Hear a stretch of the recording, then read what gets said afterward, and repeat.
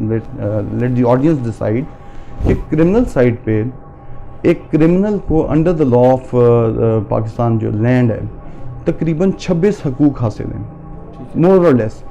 आप उसे 24 घंटे के अंदर मैजिस्ट्रेट के सामने पेश करेंगे, अगर उसमें वो प्रोहिबिटरी क्लॉज में फॉल नहीं करता उसका क्राइम, तो वो as a matter of right bail का हकदार है, सो एंड सो फोर्थ। इस तरह के तकरीबन 26 या 28 के करीब राइट्स हैं। वेयर एज जो फादर चाइल्ड कस्टडी लिटिगेशन में इन्वॉल्व है उसे कोई भी राइट अवेलेबल नहीं है। अगर उसने अपने बच्चे से मुलाकात करनी है और उसके लिए वो एप्लीकेशन देगा तो वो एप्लीकेशन कम से कम 7 से 8 महीने चलेगी, कंटेस्ट होगी, और उसके बाद अलाउ होगी तो 2 घंटे की मुलाकात अलाउ हो जाएगी, और वो भी कोर्ट प्रेमिसेस में होगी। और इन केस वो बच्चे से घर पे मुलाकात करना चाहता है, बच्चा है वो ग्रो कर रहा है, उसने बढ़ना है, उसने स्कूल भी जाना है, उसने एग्ज़ाम्स में पास भी होना है, आगे ईद बकरीद में भी उसकी एक लाइफ है। आप वो कोर्ट प्रेमिसेस में कैसे वो लाइफ इंश्योर कर सकते हैं? आप मुझे तो नहीं समझ आती। आप अगर विज़िट करें ईदैन के मौके पे तो you will find number of parents standing and वहाँ पे खड़े में इंतज़ार कर रहे हैं जी वो बच्चा आए तो हम मुलाकात करें। तो ये जो लॉ है मैं समझता हूँ जिस चीज़ ने मुझे सबसे ज़्यादा तहरीक दी कि आप इस ब्रांच ऑफ लॉ में आएँ और इस पर कोशिश करें, तो वो यही बेसिक वजह थी कि ये बेसिकली लॉ नहीं है, ये तो फैमिली कोर्ट है। फैमिली कोर्ट का अगर आप लफ्ज़ी तर्जुमा करें तो घर की अदालत है।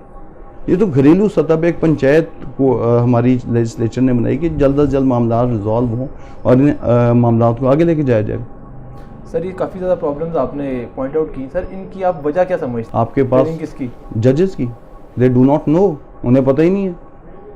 आपके पास एक जुडिशल अकेडमी नामी इदारा है, पंजाब जुडिशल अकेडमी, और आप हैरान होंगे, मज़े की बात बताता हूँ आपको इस हवाले से कि मैंने 2017 में कुछ नॉन कस्टोडियल फादर्स के थ्रू अप्रोच किया पंजाब जुडिशल अकेडमी को, और हमने उनसे एक RTI रिक्वेस्ट भेजी कि जनाब हमें बताया जाए कि आप जो जजेस को, गार्डियन जजेस को ट्रेनिंग दे रहे हैं, उस ट्रेनिंग में आप पेरेंटल एलियनेशन सिंड्रोम, जो कि बच्चे का कॉन्टैक्ट डिनाइल होता है 2 घंटे की मुलाकात की वजह से, जो डिनाइल नॉन कस्टोडियल पेरेंट के साथ हो रहा है, उसकी वजह से जो बच्चे में साइकोलॉजिकल डायलेमा पैदा हो रहा है एलियनेशन का, उसके हवाले से क्या एजुकेट कर रहे हैं अपने जजेस को। And the answer what we received in writing was that we have no such course, all the civil जजेस आर इक्वली गार्डियन जजेस। जब ये अप्रोच होगी, जिस इदारे ने तालीम देनी है, जिस इदारे ने मुनसिफ को ये बताना है कि सर ये चीज़ स्पेशलाइज्ड है, वो अपनी तालीम देने में नाकाम है, तो हाउ कैन यू एक्सपेक्ट कि वो जस्टिस हो सकेगा, या वो इंसाफ की फ्राहमी हो सकेगी, या वो जजेस जो बैठे हुए हैं वो आउट ऑफ द बॉक्स जा सकेंगे? It's not possible. अरे सर जो गार्डियन होता है, गार्डियन खाली कोर्ट अपॉइंट कर सकता है? अगर कर सकता है तो खाली ये ब्लड रिलेशन ही हो सकता है, ब्लड रिलेशन रिलेटिव? नहीं, देखिए गार्डियन जो है बेसिकली वो शख्स है जिसकी कस्टडी में, केयर और कस्टडी में वो बच्चा है। बेसिकली गार्डियन अवार्ड्स एक्ट में 2 इश्यूज़ हैं, एक तो कस्टडी है बच्चे की और एक गार्डियनशिप है, जो कि दोनों बिल्कुल डिफरेंट हैं एक दूसरे से। लेकिन अनफॉर्चुनेटली हमने ओवर द ईयर्स इसे एक ही पेन से यानी एक ही लाठी से हाँकना शुरू कर दिया, जो कि नहीं होना चाहिए।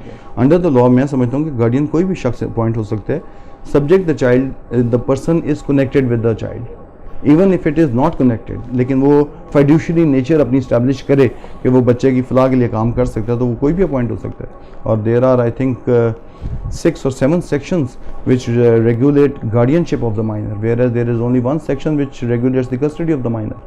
लेकिन हमारी बदकिस्मती ये है कि हमने सिर्फ कस्टडी और गार्डियनशिप एक ही झटके में, मोस्टली लॉयर्स से अगर आप पूछें तो उन्हें बेचारों को, यानी अक्सरियत को मेरी नज़र के मुताबिक या सेक्शन 25 का पता है कस्टडी कैसे लेनी है, या सेक्शन 12 का पता है इंटरम स्केड्यूल कैसे लेना है, या सेक्शन 7 का पता है जी इसमें आपने गार्डियनशिप कैसे अप्लाई करनी है। हालांकि गार्डियन अवार्ड्स एक्ट में 50 से ज़्यादा सेक्शन हैं, उसमें बाकायदा प्रोसीजर डिफाइंड है, उसके हम पढ़ते नहीं है तो एजुकेट नहीं कर सकते। सर गार्डियन और कस्टोडियन में क्या डिफरेंस है, मेन डिफरेंस? सर गार्डियनशिप जो है ये आपकी बेसिकली डील करती है उन राइट्स को जो कि आप कह सकते हैं कि एजुकेशनल ग्रोथ में, और आप इसे ये कह सकते हो कि guardianship deals with the basics of a child, यानी कि जो बच्चे की ग्रोथ के साथ साथ रेलिवेंट होते हैं। मैं इनफैक्ट जो एग्जैक्ट वर्ड है वो मैं जहन से उतर गया।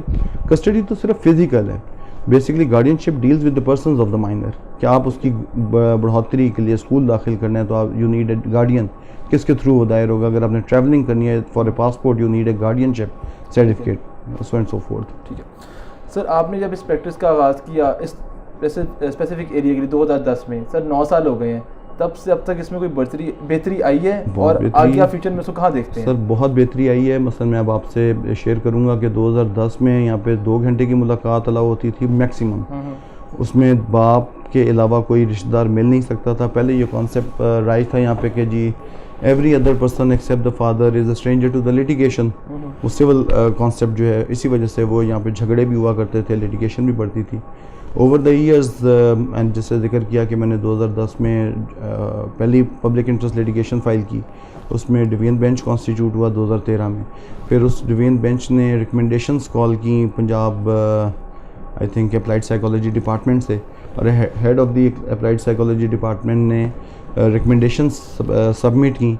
उसके बाद we agitated for the concept of shared parenting, कि पाकिस्तान में शेयर्ड पेरेंटिंग को राइज होना चाहिए और इजी एक्सेस होनी चाहिए बच्चों की non custodial side of parents के साथ। फिर over the years I think 2017 में पहला ऑर्डर पास हुआ इस हवाले से लाहौर में। जनाब शफकत अब्बास मघाना साहब थे यहाँ पे गार्डियन जज, उन्होंने इस चीज़ को एक्नॉलेज किया और अलाउ की at home access.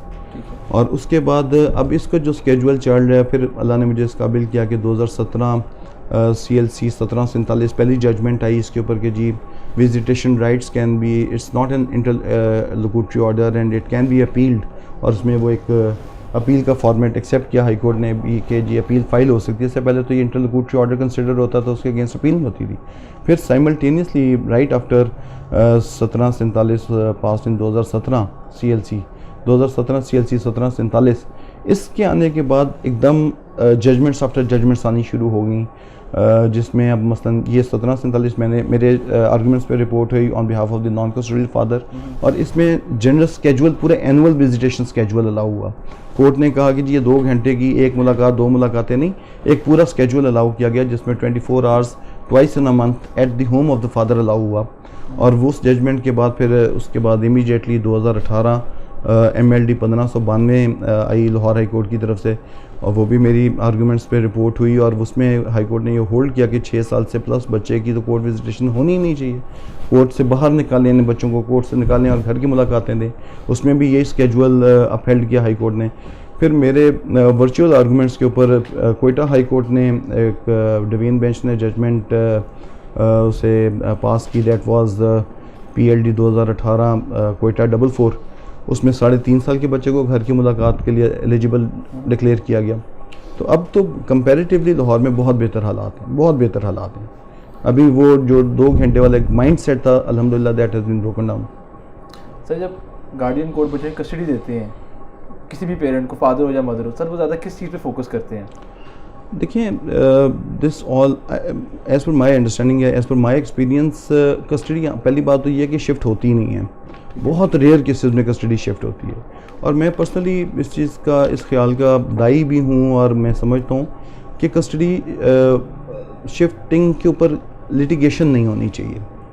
Custody should be retained by one of the parent, made with the mother, made with the father, and equal access should be given to the other parent, so that the child must not be deprived, so that the child must not develop estrangement with the non-custodial parent।